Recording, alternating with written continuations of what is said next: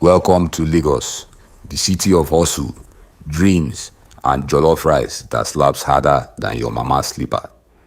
This is the story of three besties, Bukky, Simisola, and Kemi. They are tighter than an Ankara fabric on a hot day, and they just graduated from the University of Lagos, ready to conquer the world, or at least Lagos traffic. Meet Bukky, the dreamer with a heart bigger than Agege bread. Simisola, the sharp babe who knows every shortcut in Yaba. And Kemi, the planner who has already mapped out her life like a Google Doc. These three women were the ultimate squad, always gisting, always vibing. But after uni, life decided to throw them a curveball. Simisola landed a big job at a tech startup in Lekki. She was coding apps and sipping overpriced coffee like a proper Lagos big girl. Kemi, oh, she waltzed into a bank job in Victoria Island. Thanks to her uncle's connection, she was counting money and wearing power suits like she was born for it. But Bukky, Bukky's story was very different.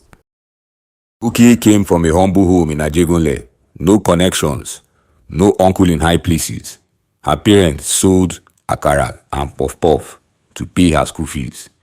She sent CVs everywhere, banks, NGOs, even that shady company advertising work from home, earn millions. But every door slammed shut. No vacancy, they said. Or worse, who do you know? Bukky started to feel like her degree was just a fancy piece of paper. Months passed, and Bukky's hope was fading faster than a fake designer bag.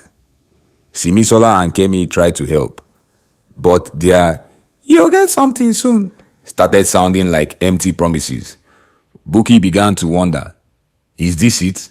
Did I waste 4 years for nothing? Then one rainy evening, something strange happened.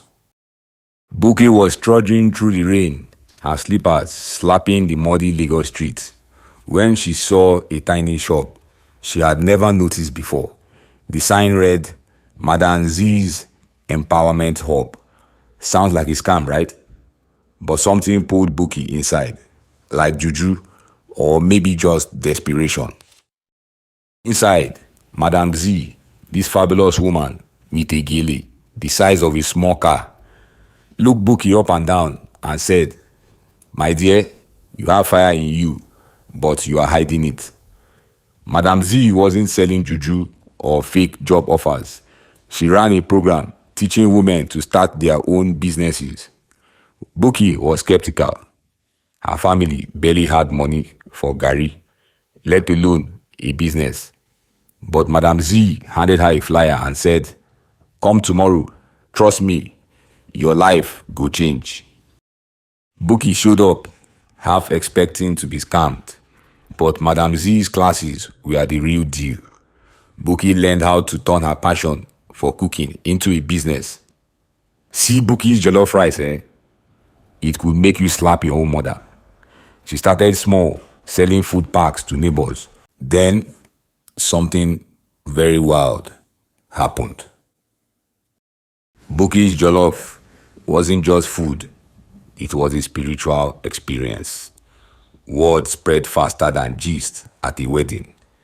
Her small store turned into Bukky's Bites, and people were driving from Ikeja to taste her rice.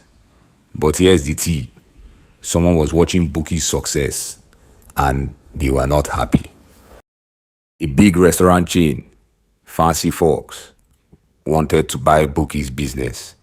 They sent a sleek guy in a suit, Mr. Ajibade, who offered her a fat check to sell her recipes and shut down.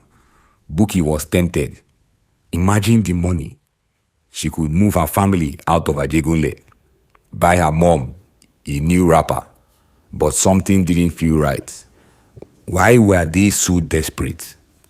Bukky called in the squad, Simisola and Kemi. They turned into detectives, digging into Fancy Folks. Turns out the company was stealing recipes from small vendors, repackaging them, and making millions while the original owners got nothing. Bukky was furious. Not my jollof, she declared. But what could she do against a big company? Bukky did not back down. She took her story to social media and Lagos Twitter went wild. Hashtag Save Bukky's Bites was trending. Simisola coded a website for Bukky's business overnight, and Kemi used her bank connections to get Bukky a loan to expand. The community rallied. Market women, downfall drivers, even that uncle who always shouts at family meetings, they all showed up to support Bukky's stall. But here's the twist you did not see coming. At the grand opening of Bukky's new restaurant, guess who walked in? Madam Zee, who wasn't just a business coach. She was the CEO of a massive food empire, and she had been secretly mentoring Bukky to see if she had the grit to succeed. Madam Zee announced, "Bukky, you've passed the test. I am investing in your business to go nationwide." Bukky's Bites is now in every major city in Nigeria. And Bukky, she is not just a chef, she's a boss. Her parents live in a new house, and she is mentoring other young women from Ajegunle. Simisola and Kemi, still her ride or die besties, proving that true friends stick closer than glue. So next time life throws you a pothole, remember Bukky, keep hustling, keep hoping, and never let anyone steal your jollof. Well, friends, that's the story of Bukky, Simisola, and Kemi. If you love this story, hit that like button, subscribe, and drop your comment down below. Until next time, stay sharp, stay blessed, and keep your jollof spicy.